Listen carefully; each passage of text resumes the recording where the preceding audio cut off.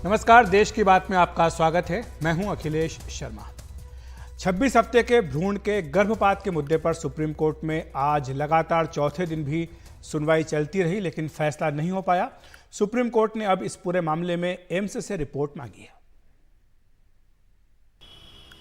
एक अजन्मे बच्चे के लिए देश की सबसे बड़ी अदालत में 4 दिनों से गहन मंथन जारी है, लेकिन अब तक इसका हल निकल नहीं सका है। लिहाजा सुप्रीम कोर्ट ने मामला एम्स को भेजा है।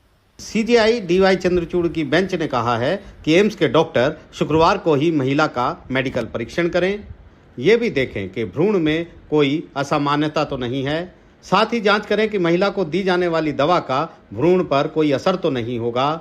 इसके अलावा क्या कोई और इलाज है जिससे महिला और बच्चा दोनों को नुकसान न हो।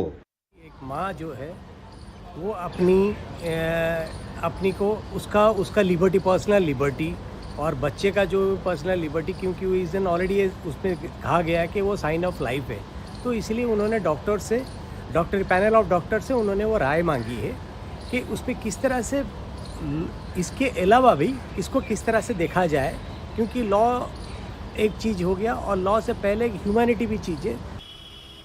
सुप्रीम कोर्ट अब 16 अक्टूबर को मामले की सुनवाई करेगा। कोर्ट ने कहा है कि किसी बच्चे को मारने के लिए अदालती आदेश जारी नहीं कर सकते। केंद्र का कहना है कि अगर महिला बच्चा नहीं चाहती तो उसे गोद दिया जा सकता है। ये एक ऐसी दुविधा है जो सुप्रीम कोर्ट के सामने आज से पहले कभी नहीं आई। लिहाजा इतने बड़े मंथन के बाद भी कोई फैसला नहीं हो पाया, लेकिन अब उम्मीद ये है कि 16 अक्टूबर को सुप्रीम कोर्ट इस मुद्दे पर अपना फैसला दे देगा और वो फैसला आगे नज़ीर साबित होगा। नई दिल्ली से आशीष भार्गव, एनडीटीवी इंडिया। तो वाकई सुप्रीम कोर्ट के लिए बड़ी दुविधा है कि वो आखिर क्या फैसला करे। हमारे सहयोगी आशीष भार्गव पहले दिन से ही इस पूरे मामले पर नजर रखे हुए हैं। देखते हैं उनकी रिपोर्ट। एक अजन्मे बच्चे को लेकर 26 महीने के गर्भपात करने के मुद्दे में 4 दिन लगातार मंथन सीजीआई की कोर्ट में हो चुका है, लेकिन कोई फैसला अभी नहीं हुआ है। तो लिहाजा सुप्रीम कोर्ट ने एम्स को एक रिपोर्ट दाखिल करने को कहा है कि शुक्रवार को ही महिला का मेडिकल परीक्षण करें और फिर ये पता लगाएं कि क्या बच्चे जो भ्रूण है वो असामान्य तो नहीं है।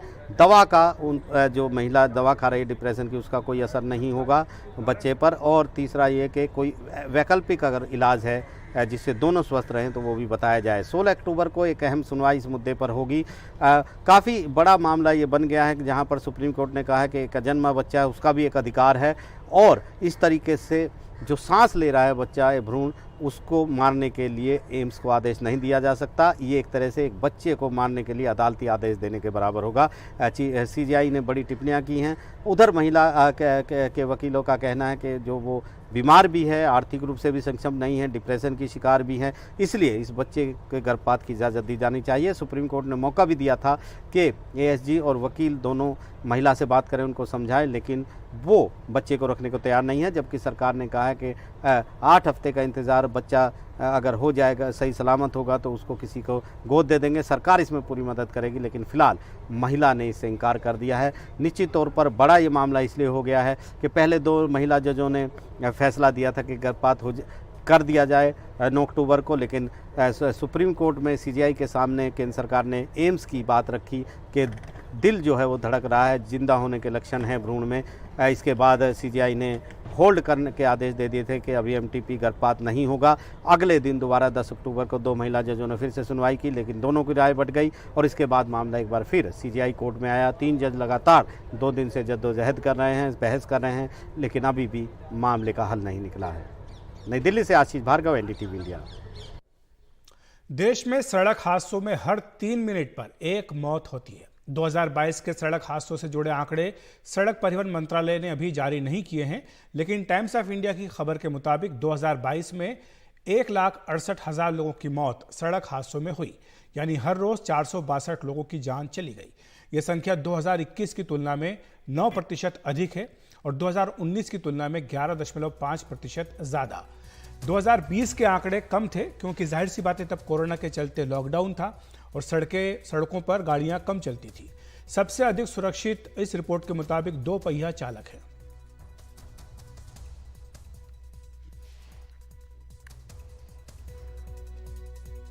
और इस पर चर्चा करने के लिए हमारे साथ रोहित बालूजा जी हैं, अध्यक्ष सड़क परिवहन शिक्षा संस्थान। रोहित जी, आपका स्वागत है एनडीटीवी इंडिया पर। वैसे तो ये आंकड़े अभी आधिकारिक तौर पर जारी नहीं किए गए हैं, माना जा रहा है कि अगले सप्ताह जारी हो सकते हैं, लेकिन टाइम्स ऑफ इंडिया की रिपोर्ट ये कह रही है कि काफ़ी चौंकाने वाले आंकड़े हैं, जब ये पता लग रहा है कि हर मिनट में 3 लोगों की जान केवल सड़क हादसों में जा रही है।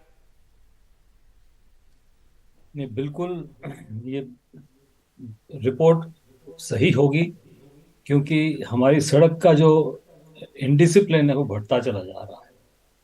और किसी भी तरीके से अगर हमें आंकड़ों को रोकना हो तो हमें इनकी जांच पता होना चाहिए कि क्यों हमारे दुर्घटना हो रही।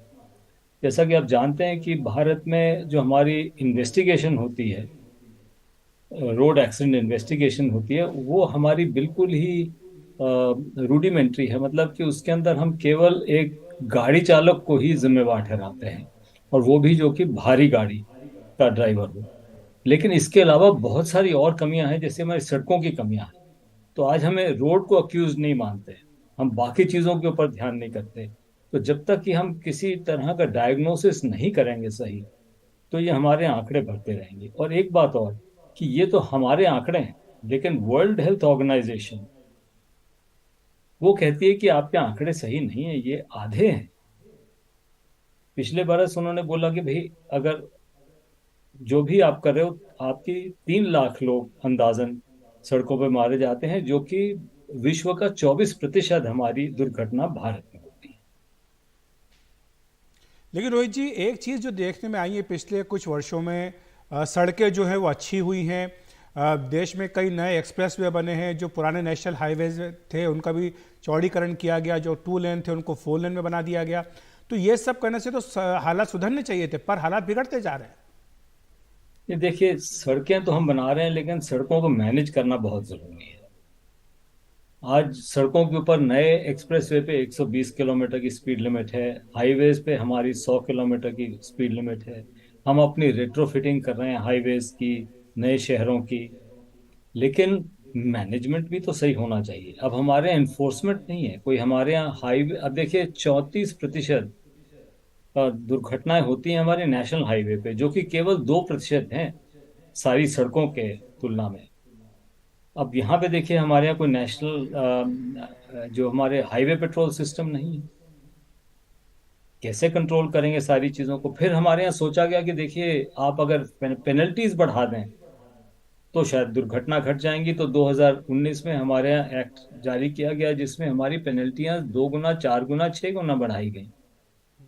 लेकिन एक तरफ तो हमारी पेनल्टीज बढ़ गई और दूसरी तरफ दुर्घटना भी बढ़ गई। तो ये तो बिल्कुल गलत हो गया। पेनल्टीज तो एक तब, जो बात जितनी इस पेनल्टी रिपोर्ट में आ बढ़ती रही है है उतनी सामने ही रोहित जी, वो दुर्घटना। ये भी है कि जो 2 पहिया वाहन है उन्हें सबसे ज़्यादा नुकसान पहुंच रहा है, उनके जो चालक है उनकी सबसे ज़्यादा मृत्यु या जख्मी वो होते हैं सड़क दुर्घटनाओं में। तो ये आंकड़ा क्या बता रहा है? क्योंकि हमारे जो अक्सर जो हमारे जो निम्न मध्य वर्ग के लोग हैं, उनके पास 2 पहिया वाहन के अलावा कोई दूसरा रास्ता है नहीं, तो उनके लिए सड़कें सुरक्षित हो, ये कैसे सुनिश्चित हो सकता है? देखिए, हमारे यहाँ 33 करोड़ अंदाजन गाड़ियां हैं सड़कों पे, और उसमें से 74% 2 पहिया वाहन। और 2 पहिया वाहन के लिए हम कोई भी नियम के हिसाब से नहीं देखते, क्योंकि आज हमारी 3 लेन की सड़क के ऊपर 8-8, 10-10 लेन चलती हैं। जब तक कि हम इसको सेग्रीगेट नहीं करेंगे 2 पहिए को, ये दुर्घटना बढ़ती जाएंगी। अब जैसे कि बहुत सारे देशों में, जैसे मलेशिया है, उसमें उन्होंने जितने हाईवेज हैं सब पे 2 पहिए को सेग्रीगेट कर दिया, अलग कर दिया, दुर्घटना घट गई। तो आज हमें भी कुछ नया सोचना पड़ेगा 2 पहिए के लिए, कि और वो जो भी आपने सुरक्षित एनफोर्समेंट की चल पाए। बात की है, जो कानून है, आप जानते हैं कि ठीक है जुर्माना बढ़ा दिया गया, लेकिन हिट एंड रन के मामले होते हैं, कई बार जो है जो घायल होते हैं उन्हें सड़क पर ही छोड़कर टक्कर मारने वाला गाड़ी लेकर भाग जाता है। अब जो नई न्याय संहिता आ रही, जिस पर काम चल रहा है, संसद में बिल भी आ चुका है, उस पर स्टैंडिंग कमेटी विचार कर रही है, इसमें सजा को बढ़ाने का प्रावधान भी किया जा रहा है। आपको लगता है कि ये एक डिटरेंट के तौर पर साबित होगा? नहीं, सजा बढ़ाने से नहीं होगा, इसका जांच सही तरह होना चाहिए। आज देखिए, हम अपने इंस्टीट्यूट में जजेस को भी पढ़ाते हैं। हम जब भी केसेस लेते हैं रोड एक्सीडेंट्स पे, तो हमें एक ही चीज नजर आती है कि हमारी जो पुलिस है वो केवल 3 सेक्शंस 279, 304, 337, 38 का इस्तेमाल करती है, केवल एक दोष देने के लिए किसी अक्यूज ड्राइवर को। लेकिन अब देखिए दिल्ली में जब फॉर एग्जांपल ऑलमोस्ट 40% दुर्घटना तो हिट एंड रन केसेस हैं, इसी तरह भारत में है। तो हम जांचें तो सही कि ये सड़क की कमी थी, व्हीकल की कमी थी, गाड़ी चालक के क्या ड्राइवर लाइसेंस उसको सही मिला नहीं मिला, क्या वो जानकारी थी उसकी, किस तरह की इंजरी हुई, इन सारी चीजों के बारे में हमारे यहाँ कोई भी आंकड़े नहीं मिलते। और जब तक हमें सही आंकड़े नहीं मिलेंगे तब तक तो हम एक एनएसएन का काम करते रहेंगे, चलिए जो दर्द हुई उसको एनएसएन खिला दीजिए। लेकिन जांचेंगे तभी जाके हमारी समस्या ठीक होगी, और कोई भी इसका रास्ता नहीं है। ये जो लाइसेंसिंग की व्यवस्था को अब ऑनलाइन किया गया, ज़्यादा सख्त नियम बनाए गए हैं ड्राइविंग लाइसेंसेस के लिए, जो भ्रष्टाचार था आरटीओ में उस पर काबू पाने की कोशिश की जा रही है, आपको लगता है ये सब भी सही दिशा में उठाए गए कदम है? मेरे हिसाब से भी बिल्कुल सही दिशा में कदम उठाए नहीं है, क्योंकि आज जो हम ऑटोमेटिक ड्राइवर लाइसेंस दे रहे हैं, अगर आप उन ट्रैक्स पे चलें तो केवल वो स्किल सिखाता है कि आप एस करें, रिवर्स करें, और अपनी एक सिक्लूडेड एरिया के अंदर वो चलता है। लेकिन आप बाहर की सड़कों से तुलना कीजिए, जहाँ पे सारे पेडेस्ट्रियंस हैं, जहाँ पे हमारे साइन सिग्नल रोड मार्किंग सही है गलत है, कितना ट्रैफिक है, इतने सारे 2 पहिया वाहन हैं, तो वो तो किसी भी तरीके से विजडम जो है, अकल जो है वो नहीं है। हमारे लोगों में स्किल्स बहुत अच्छी हैं, भारत के ड्राइवर स्किल्स में सबसे ऊंचे हैं, लेकिन विजडम नहीं सिखाई जाती। तो इसलिए हमारी जो ये तरीका है, जो सोच, ये ऑटोमेटिक लाइसेंसेस दे दें, ये कहीं विश्व में नहीं होता, केवल हमारे यहाँ है। क्योंकि इतने लाइसेंस हैं तो लाइसेंस इशू करने कैसे करें, तो हम कहते हैं ऑटोमेटिक कर दीजिए। बहुत बहुत शुक्रिया आपका रोहित जी। तो ये रिपोर्ट वाकई ये जब भी आती है बहुत चौंकाने वाली रिपोर्ट है, क्योंकि हर 3 मिनट में अगर व्यक्तियों की जान जा रही है, हर 1 मिनट में 3 व्यक्तियों की, तो ये निश्चित तौर पर बहुत ही गंभीर स्थिति की और हालात की ओर इशारा कर रहा है। बढ़ते अगली खबर की ओर। महाराष्ट्र के स्वास्थ्य विभाग की पोल खोलता हुआ नांदेड़ का सरकारी मेडिकल कॉलेज अस्पताल कितना सुधरा है। एनडीटीवी की फिर से हुई पड़ताल बता रही है कि पिछले 12 दिनों में 127 मरीजों की मौत हुई है, 46 नवजात भी इनमें शामिल हैं। अस्पताल के अंदर और बाहर की गंदगी आज भी कायम है। दवाओं की कमी की शिकायत अब भी बनी हुई है। 48 घंटों में 31 मरीजों की मौत से पूरे स्वास्थ्य विभाग की पोल खोलने वाले महाराष्ट्र के इस नांदेड़ सरकारी मेडिकल कॉलेज अस्पताल में बीते 2 हफ्तों में क्या बदला। कैमरे पर कुछ मरीजों के परिजन आज भी दवा के लिए बाहर भटक रहे हैं। सुअर आज भी अस्पताल परिसर में आजादी से घूम रहे हैं। वार्ड के शौचालयों की गंदगी आज भी बरकरार है और मौत के आंकड़े आज भी परेशान करने वाले हैं। 1 अक्टूबर से 12 अक्टूबर तक इस सरकारी अस्पताल में 127 मौतें हो चुकी हैं। इनमें 46 बच्चे और नवजात शामिल हैं, 25 लड़कियां, 21 लड़के। प्रशासन कहता है कि डेथ रेट नहीं बढ़ी। दूसरे जिले और अस्पतालों से आए लास्ट स्टेज के बेहद गंभीर मरीजों की मौत के कारण संख्या बढ़ी दिखती है। जब वो क्रिटिकल हो गया तो फिर वो क्या करते कि इधर भेज देते। और कल के जो 4 डेथ में है उसमें से क्या हुआ है कि एक पेशेंट जो है वो हैदराबाद से आया है। तो हैदराबाद में वो पहले रेनबो हॉस्पिटल में उसकी ट्रीटमेंट थी, तो फिर वो जब क्रिटिकल हो गया तो उनको बताया गया कि अब ये पेशेंट आपका नहीं बचेगा, आप घर लेके जाओ। तो फिर वो रिलेटिव ऐसे समय में क्या करते कि बाबा घर लाने के बजाय कुछ ना कुछ तो ट्रीटमेंट होंगी, इस आशा से अपने हॉस्पिटल में आते। वैसे भी पेशेंट अपन ट्रीटमेंट करते। तो कल का ये है, उनका पेशेंट जो है वो अडल्ट पेशेंट है और रेनबो हॉस्पिटल हैदराबाद से, वहाँ 7 दिन एडमिट होके ट्रीटमेंट होके जब बहुत ज़्यादा क्रिटिकल हो गया तो उन्होंने उनको बोले कि आप घर पे लेके जाओ। तो फिर वो इधर आया, फिर इधर डेथ हो गई। तो ऐसे भी डेथ अपने यहाँ काउंट होते। मुंबई से सटे ठाणे जिले के मोइनुद्दीन शेख अपनी बीवी का इलाज कराने नांदेड़ के इसी सरकारी अस्पताल पहुंचे। पूरी दवा नहीं मिली, पर्ची थमाई गई। 2 गोली लिखा था, उसमें से 1 गोली मिला है, दूसरा गोली का कहाँ ढूंढना है, क्योंकि इतना दूर दूर से लोग आते हैं, उन्हें यहाँ से निराशा करके जाएंगे तो क्या मिलेगा। कुछ और परिजनों की भी ऐसी ही शिकायत है। 4 गोलियां थे, उसमें से 2 मिले, 2 बाहर से लो बोले। बदबूदार गंदे पड़े शौचालयों और परिसर में बिना रोक टोक घूमते सुअर की तस्वीर भी नहीं बदली है। हम जब खाना खाने को बैठते तो ये जानवर हमारे सामने आते हैं, खाना नहीं खाने देते, कुछ नहीं, हमारे सामने का लेके जाते उठा के। घान है वो संडास बाथरूम में, बाहर भी बट तो खाना नहीं खाने देते वो डुकरा। प्रशासन की सफाई है कि क्षमता से दोगुने मरीजों के सामने स्टाफ की कमी पड़ जाती है। लाइफ सेविंग जो ड्रग्स है जो पेशेंट को लगते हैं वो पहले भी अपने पास कमी नहीं थी और अभी भी नहीं है। हाँ, ओपीडी के ड्रग्स पहले कम थे अपने पास, इसलिए क्या होता था कि समझो अपन ओपीडी में एक आधे पेशेंट को 4 ड्रग लिख के देते हैं डॉक्टर, उसमें से उसको 2 मिलते थे, 2 नहीं मिलते थे, फिर वो पेशेंट 2 ड्रग के लिए उनको फिर वो हमारे पास भी कंप्लेन करते थे कि 2 ड्रग नहीं थे। तो अभी जो पोजीशन है वो बहुत अच्छी पोजीशन है, अपने पास 90% ओपीडी के भी ड्रग्स आज की कंडीशन में अवेलेबल है। तो ड्रग के पोजीशन के बारे में तो अभी फ़िलहाल कोई प्रॉब्लम नहीं है। अपने को कलेक्टर साहब से भी लोकल लेवल से भी कुछ दवाइयाँ मिली है और कुछ डोनेशंस भी मिले हैं इधर उधर से। नांदेड़ मौतों पर सख्त हाईकोर्ट ने सरकार को अस्पताल के डॉक्टरों और पैरामेडिकल दोनों कर्मचारियों की समस्या का उचित हल निकालने के साथ ही दवाओं और अन्य चिकित्सा उपकरणों की खरीद के मुद्दे को गंभीरता से लेने कहा है। मौतों के मामलों की जांच के लिए राज्य स्तरीय समिति काम कर रही है। साथ ही सीएम एकनाथ शिंदे ने भी भरोसा दिया है कि इन मौतों के लिए जिम्मेदार लोगों के खिलाफ सख्त कार्रवाई होगी। और इतने दिनों में जमीन पर क्या कुछ बदला, तस्वीरों में आप साफ देख सकते हैं। महाराष्ट्र के नांदेड़ से कन्हैया लाल के साथ मुंबई से पूजा भारद्वाज, एनडीटीवी इंडिया। और बात कर लेते हैं ग्लोबल हंगर इंडेक्स की, जिसमें नए आंकड़े जारी हुए। इसके हिसाब से इस इंडेक्स में भारत का नंबर 111 है। 125 देशों में पाकिस्तान का नंबर 102 है, जबकि बांग्लादेश का 81 और नेपाल का 69 और श्रीलंका का 60 है। वहीं महिला बाल विकास मंत्रालय ने इन आंकड़ों को गलत और भ्रामक कहा है। सरकार के मुताबिक ये भारत की सही हालत को नहीं दिखाते हैं, ये देश की छवि को खराब करने की कोशिश है। 4 में से 3 इंडिकेटर बच्चों से जुड़े नहीं हैं और इनसे पूरी आबादी की नुमाइंदगी नहीं होती है। चौथा इंडिकेटर ओपिनियन पोल पर आधारित है।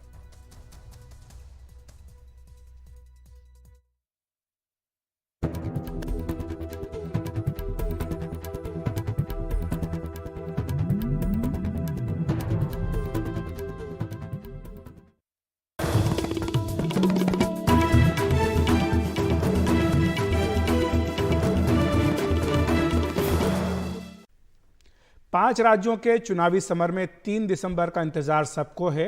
उस दिन चुनाव परिणाम आएंगे। नए कुर्ते पजामे में कुर्सी पर कौन बैठेगा, लेकिन हम जो खबर दिखाने जा रहे हैं वो खादी के लिए परेशानी भरी है। एक तो राज्य में कुर्सी का टोटा है, दूसरा कुर्ते पजामे के लिए नेताजी को दर्जी वक्त नहीं दे पा रहे हैं।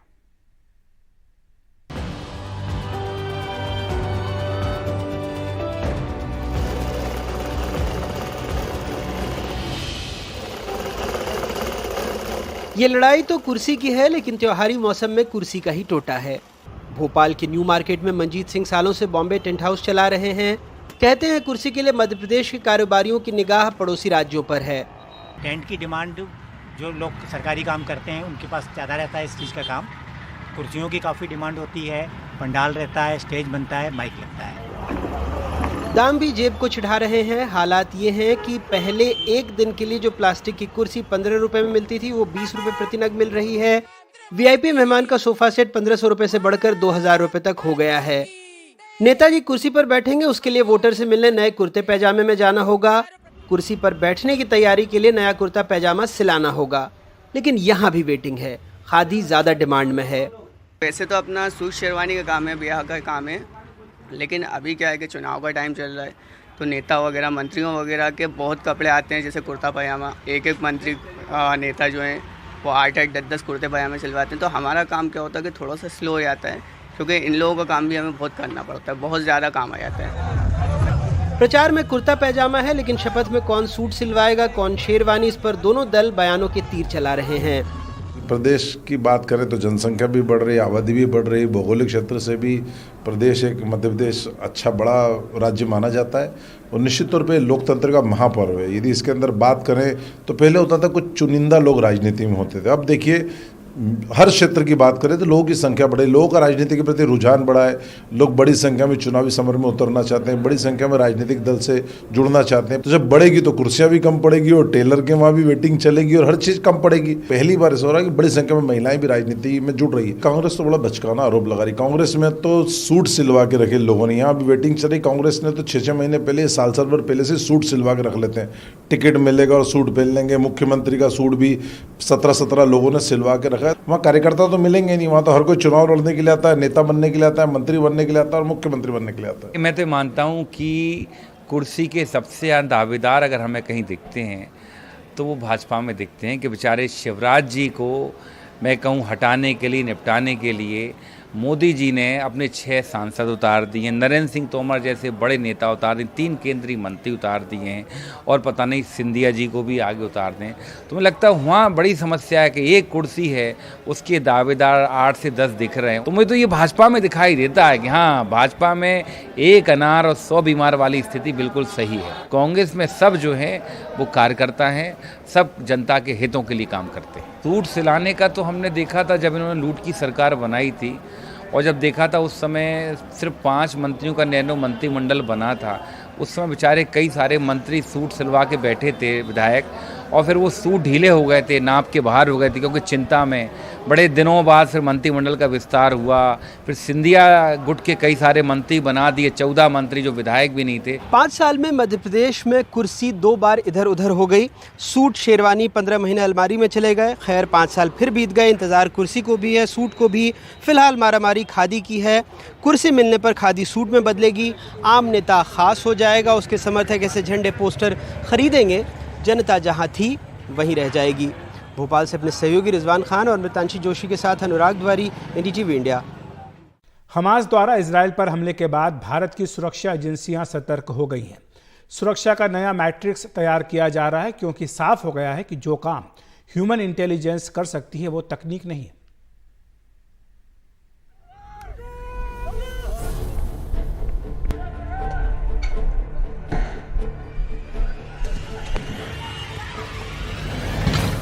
इजराइल पर हमास के हमले ने भारत को 15 साल पहले हुए 26/11 हमले की याद दिलाई।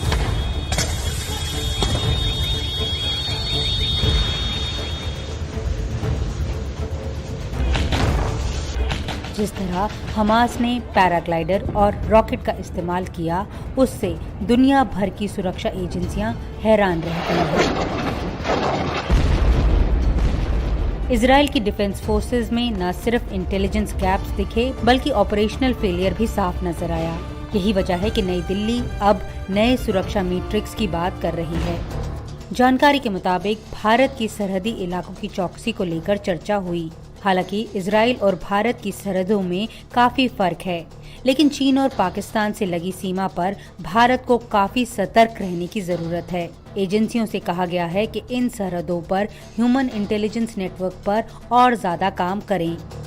हम लोगों को एक्सट्रीम सिनेरियोस पर भी तैयारी रखना पड़ता है, कम से कम एक फ्रेमवर्क रखना पड़ता है, एक मोडस ऑपरेंडाई रखना पड़ता है। और इस सेमिनार के माध्यम से एक विशेष रूप से ब्रेकआउट सेशन में हम लोग इस तरह का एक्सट्रीम सिनेरियोस पर भी चर्चा करेंगे और एसओपी बनाने का प्रयास करेंगे, ताकि सभी मिल के उस तरह का एक्सट्रीम सिनेरियोस पे अपना अपना रेस्पॉन्सिबिलिटी क्लियरली डिस्चार्ज करें और उसका मुकाबला करें। भारत के समुद्री तटों पर भी चौकसी को रिव्यू करने की बात की जा रही है। आइडेंटिफिकेशन इतने बड़े ट्रैफिक में गैर पारंपरिक खतरों की पहचान और वर्गीकरण एक मुश्किल काम है। हाल में केंद्रीय गृह मंत्री अमित शाह ने भी सभी सरहदी इलाकों में एंटी ड्रोन सिस्टम लगाने की बात कही थी। इधर सुरक्षा एजेंसियों ने इजराइल और हमास के बीच और बिगड़ते हुए हालात को देखते हुए देश भर में अलर्ट घोषित कर दिया है। नई दिल्ली से नीता शर्मा, एनडीटीवी इंडिया के लिए। अभी वक्त एक ब्रेक का। ब्रेक के बाद बताएंगे कैसे बीएसएफ के मोर्टार के धमाकों की आवाज पहुंची पाकिस्तान तक।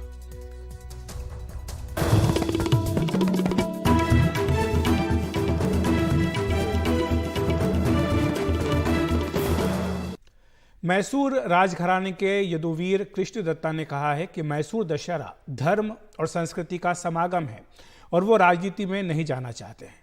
15 वर्षों में पहली बार किसी टीवी चैनल से बातचीत में उन्होंने कहा कि सनातन धर्म के बारे में बेवजह टिप्पणियां हो रही हैं। उन्होंने पीएम मोदी की तारीफ भी की। हमारे साथ श्री यदुवीर कृष्ण दत्ता चामराजा वोडियार हैं, जो कि वोडियार राजघराने के मौजूदा वारिस हैं। मैसूर दशहरा दुनिया भर में देखा जाता है। कई लोग टीवी के जरिए देखते हैं, कई लोग यहाँ आकर के देखते हैं। इसकी अपनी एक अलग पहचान है जो हमें मध्य काल में ले जाती है। हमारे साथ यदुवीर साहब हैं। सर, ये बताइए कि आपके लिए इस दशहरे का क्या मायने है? हमारा दसरा जो हमारे वंश वो 400 ईयर से सेलिब्रेट कर रहे हैं। वो 1610 में शुरू हो गया था। श्रीरंगपटना हमारा राजधानी था उस समय में। अभी हम मैसूर में ये जो उत्सव है वो हम we are taking it forward. And sir, कहते हैं कि मैसूर दशहरा जितना रिलीजियस है उतना ही कल्चरल भी है, तो it is the Confluence of culture and religion. How do you see it? It's one and the same thing. Culture and religion is one and the same thing. दसरा जो है वो एक धार्मिक आचरण है, तो as we say in Kannada, it's a dharmic celebration. Alongside that, all of Sangeeta, Natya, Nritya, all of these things are also celebrated because it's an occasion of festivities. And also our own food and our own different whatever is gets enjoyment during that time is also taken up. Sir, 24 नवंबर को आप कुछ खास programme करने वाले हैं, ये क्या programme है? 24 नवंबर में हमारा डिजिटल एक्सेलरेशन और ट्रांसफॉर्मेशन एक्सपो दिल्ली में वो कार्यक्रम है। वो सब कुछ डिजिटल समर्पित AI, blockchain, cyber security, cloud, the design, e-gaming, environmental, social goals और fintech भी सब कुछ on the ABCDEF, all digital things we are touching. हम digital transformation जो भारत सरकार से वो mandate किया है, उसके ही लाइंस में ही ये कार्यक्रम ऑर्गेनाइज किया है। बहुत बहुत शुक्रिया हमसे बात करने के लिए। तो ये थे श्री यदुवीर कृष्ण दत्ता चामराजा वोडियार। जैसा कि मैंने बताया, वोडियार राजवंश के वारिस। इनका कहना है कि राजनीति में इनकी कोई दिलचस्पी नहीं है। ये चाहते हैं कि जो दायित्व इनको दिया गया है महाराजा के तौर पर, इस राजघराने ने जो दायित्व दिया है उसको ये अच्छी तरह से निभाएं। बेंगलुरु पैलेस, बेंगलोर से कैमरामैन कुमार के साथ निहाल खिदवई, NDTV इंडिया। और बीएसएफ के मोर्टार धमाकों की गूंज सरहद पार कर पाकिस्तान तक पहुंची। दरअसल ये धमाके बीएसएफ की 52वीं अंतर समिति बटालियन सपोर्ट वेपन प्रतियोगिता के दौरान किए गए। राजस्थान के किशनगढ़ फायरिंग रेंज में 800 जवानों ने सटीक निशाने लगाए। मीडियम मशीन गन प्रतियोगिता में नॉर्थ बंगाल को पहला स्थान मिला, जबकि 81 mm मोर्टार में राजस्थान अव्वल रहा। विजेताओं को महानिरीक्षक पुनीत रस्तोगी ने पुरस्कार दिया।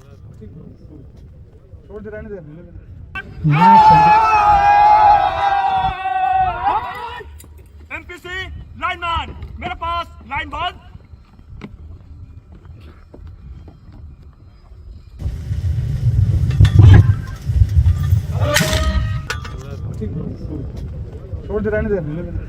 मैं संजय चौहान, कमांडेंट 92 बटालियन सीमा सुरक्षा 2 बटालियन से विनम्र निवेदन करता हूं।